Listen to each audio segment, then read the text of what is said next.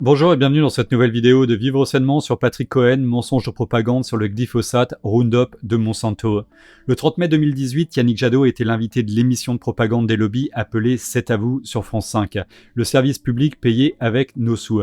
Patrick Cohen, le pseudo-journaliste du système, nous a encore fait un récital truffé de mensonges et de fake news qui ressemblait à s'y méprendre à un communiqué de Bayer Monsanto, ceux qui produisent le glyphosate sous la marque malheureusement mondialement connue, le Roundup.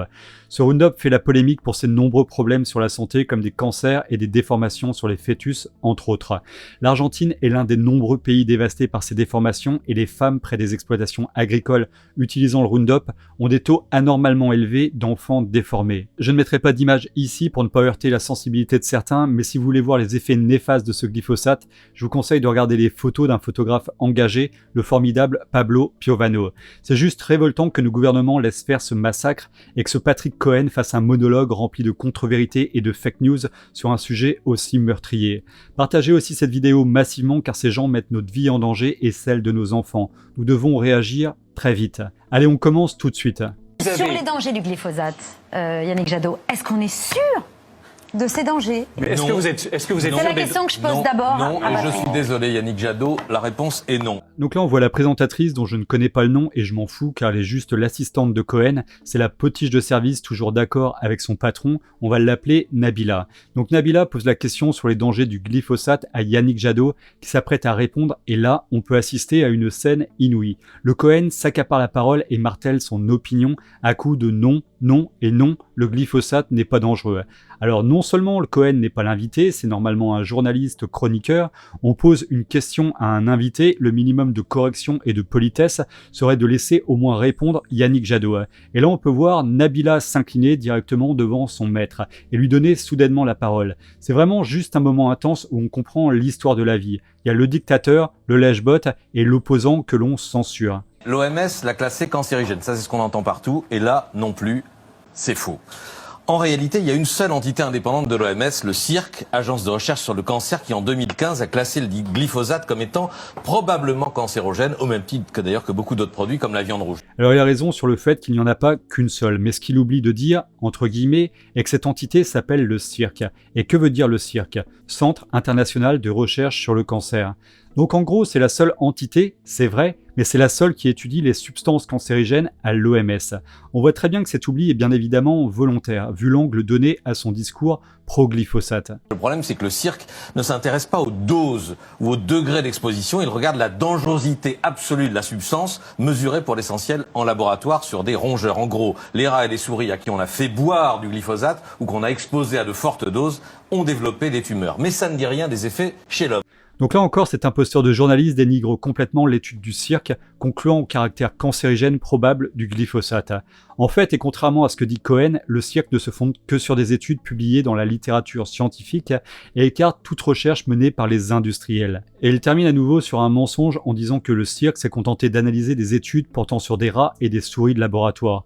Le CIRC a également mis en évidence des études cas témoins d'exposition professionnelle au glyphosate conduites en Suède, aux États-Unis et au Canada, et que ces études ont montré des risques très importants de lymphome non-hodgkinien, c'est-à-dire de cancer du sang. C'est juste énorme comment ce mec ment ou oublie volontairement des éléments aussi importants. Le rôle d'un vrai journaliste est d'enquêter sérieusement en recoupant ses sources.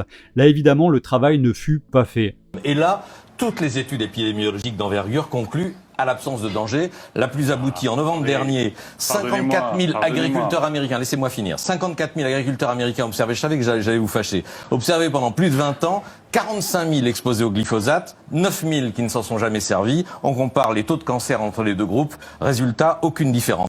Et là, on peut voir le Cohen se lancer dans un récital de pseudo-études scientifiques prenant des raccourcis qui l'arrangent pour éviter d'entrer dans les détails des enquêtes qu'il cite. Le pire, c'est qu'il ne parle à aucun moment des révélations des Monsanto Papers, tous ces documents déclassifiés par la justice américaine qui démontrent les pratiques frauduleuses de Monsanto pour fausser nombre d'enquêtes sur le glyphosate. Nous allons y revenir un peu plus tard. Donc le Cohen nous cite une étude de novembre 2017, la plus aboutie selon lui. 54 000 agriculteurs américains ont été observés pendant plus de 20 ans. 40 45 000 exposés au glyphosate, 9 000 qui ne s'en sont jamais servis. On compare les taux de cancer entre les deux groupes, résultat, aucune différence. L'étude épidémiologique Agricultural Health Study, conduite aux États-Unis, conclut effectivement qu'aucun lien n'est apparu entre le glyphosate et toute tumeur solide ou lymphome. Le seul problème est que cette étude fut intentionnellement biaisée ou faussée, notamment dans l'évaluation de l'exposition des différents agriculteurs au glyphosate. Même les épidémiologistes de Monsanto furent obligés de le reconnaître. Ils ont avoué que les conclusions de l'étude comportaient de nombreux biais. L'un des pires est que l'étude, comme Cohen, suggère qu'il n'y a pas de lien entre glyphosate et cancer, alors que cette étude conclut quand même qu'un risque accru de leucémie myéloïde aiguë au sein du groupe le plus exposé au glyphosate a été mis en évidence et demande à être confirmé. La leucémie est un cancer de la moelle osseuse. Le risque de contracter cette maladie est doublé chez les gros utilisateurs de glyphosate. Donc encore une fois, on peut remarquer l'honnêteté intellectuelle de ce mec qui est proche de zéro. En France, pareil, pour une étude en cours sur 180 000 paysans suivis depuis 10 ans, ce qu'on voit, c'est que leur espérance de vie est plus élevée que la moyenne des Français. Le bilan, c'est que toutes les agences sanitaires, certaines influencées, manipulées par Monsanto, c'est vrai, c'est scandaleux. Donc là, on tombe dans les égouts du journalisme, ces personnes à qui on devrait retirer leur carte de presse aussitôt pour mensonges frauduleux orientés. Cohen évoque une étude française indiquant que les agriculteurs français ont une espérance de vie supérieure à d'autres catégories professionnelles pour évacuer tout le problème de pesticides sur la santé des agriculteurs. En fait, leur espérance de vie est celle qui a le moins progressé chez les hommes en 35 ans, plus 15% seulement entre 1984 et 2013, contre plus 18% dans l'ensemble de la population et plus 21% chez les employés. Il est également établi que certains cancers, hémopathie, cancer cutané, cancer de la prostate, tumeurs cérébrales, tumeurs gastriques sont rencontrés en excès chez les agriculteurs, et plus particulièrement chez ceux qui utilisent des pesticides. Deux pathologies, maladie de Parkinson et le lymphome non-Hodgkinien, ont été récemment classées maladies professionnelles et indiquent expressément la responsabilité des pesticides. Et en plus, les études d'envergure, comme cet imposteur les décrit, furent en grande partie écrites ou coécrites par Monsanto et seulement signées par des experts contre des rémunérations très importantes. Tous ces détails choquants furent révélés dans les Monsanto Papers. Je ferai une vidéo sur le sujet parce que là on touche les bas-fonds de l'humanité dans ces révélations. Alors ce journaleux de Cohen, sachant que Yannick Jadot allait aussitôt parler des Monsanto Papers, essaye de s'en protéger avec ces mots.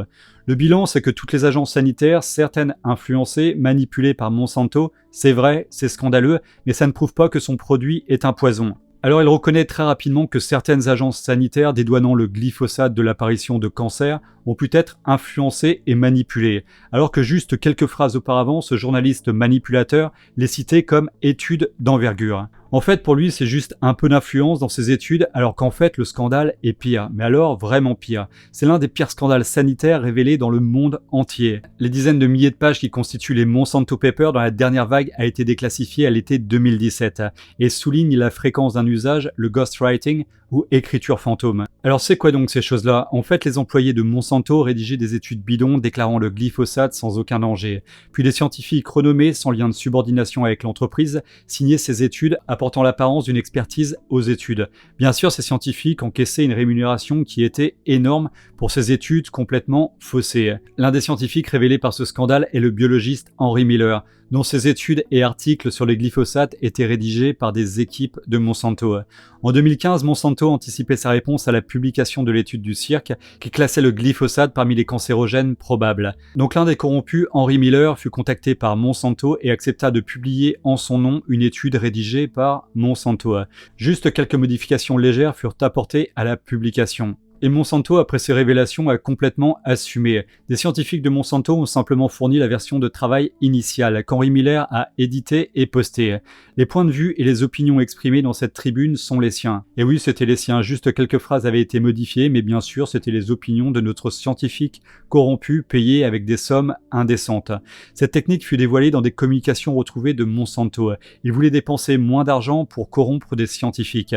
Alors William Edens, responsable de la sécurité des produits réglementé de Monsanto, avançait en 2015 l'option d'ajouter les noms de Helmut Graham, Larry Keir et David Kirkland à la publication. Mais on maintiendrait le coût au plus bas en écrivant nous-mêmes et il n'aurait plus qu'à éditer et à écrire leur nom pour ainsi dire. Mais ça ne prouve pas, ça ne dit pas que son produit est un poison. Toutes les agences, France, Allemagne, Canada, États-Unis, Nouvelle-Zélande, Australie, Japon, ont conclu à l'absence de risque. Et Et donc pour le Cohen de Foire, les études sont légèrement influencées et ne démontrent pas la dangerosité du glyphosate. C'est hallucinant comment la mauvaise foi criminelle renflouée de beaucoup de billets de banque peut pousser à dire beaucoup d'idées abjectes. Je pense que sa conscience a décidé une fois pour toutes de mettre les voiles et de changer de corps. Et je pense qu'elle ne reviendra jamais. Sérieusement, comment on peut laisser s'exprimer un gars comme ça qui martèle le non-danger du glyphosate à partir d'études faussées, reconnues écrites par Monsanto?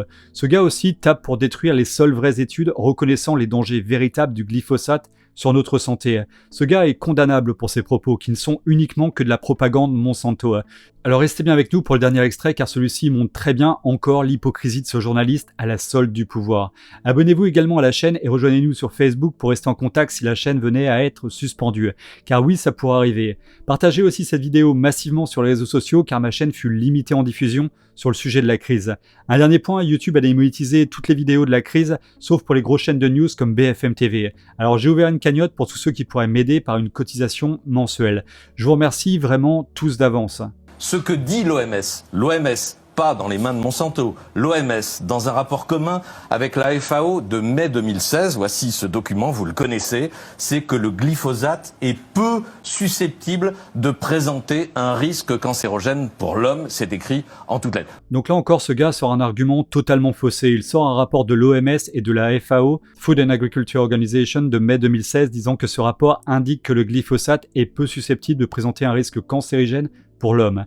Et là, il sait encore plus qu'il ment, car ce rapport fut publié avant les Monsanto Papers, qui fut révélé un an plus tard. Ce rapport de l'OMS, qui je le rappelle, entre parenthèses, est financé à 80% par des fonds privés et principalement par Bill Gates, ne tient compte que d'études réalisées sur la génotoxicité du glyphosate. Comme le révélera les Monsanto Papers, un an plus tard, de nombreuses études étaient directement rédigées par Monsanto. Donc ce pseudo-journaliste de propagande fait un discours complètement mensonger, pro-glyphosate, dont les dangers sont bien connus, et où même la justice française fut obligée de reconnaître la toxicité du glyphosate en maladie professionnelle grâce au combat courageux de plusieurs de nos agriculteurs français. Le pire dans tout ça, c'est que malgré ces révélations, Monsanto exerce toujours sans aucun problème, et notre chère Europe a reconduit l'autorisation du glyphosate pour 5 ans. Il faut vraiment sortir de cette Europe corrompue. Et pour le Cohen, comment ce faux journaliste peut-il être encore sur le service public payé avec nos sous, je le répète, et cracher son venin au service du système? Et vous, qu'en pensez-vous?